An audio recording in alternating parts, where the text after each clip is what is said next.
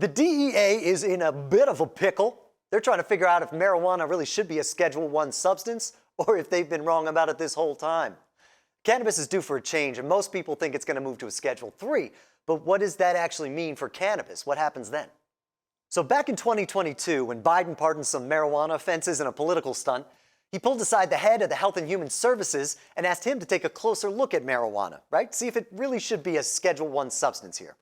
So they did their review with the FDA, and they went to the DEA and went, look, I know you really like arresting people for marijuana. I get it. You've always done it. It's your thing.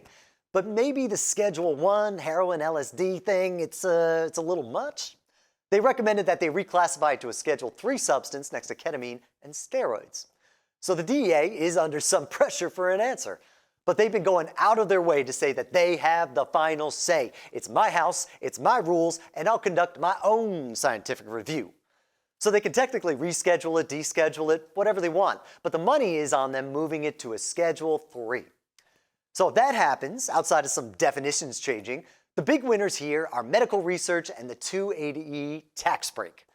There are crazy restrictions on studying a Schedule I substance, so all of a sudden, medical research would start moving along a lot quicker. Pharmaceutical companies could get involved, and it could be dispensed through pharmacies.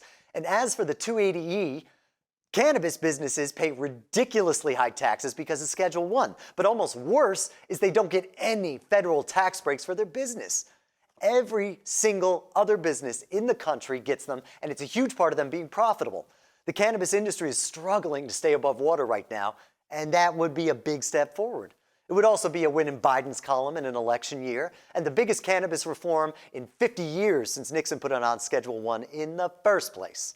But for you and me, the consumer, not a whole lot's going to change. Some penalties will lighten up, but it's going to be just as illegal as it's ever been, and we'll keep doing what we've always been doing this whole time, ignoring it. That's why some people are saying anything less than descheduling is useless. People will continue to be arrested for something that's legal in half the country, and the state legal, federal illegal problems will all remain.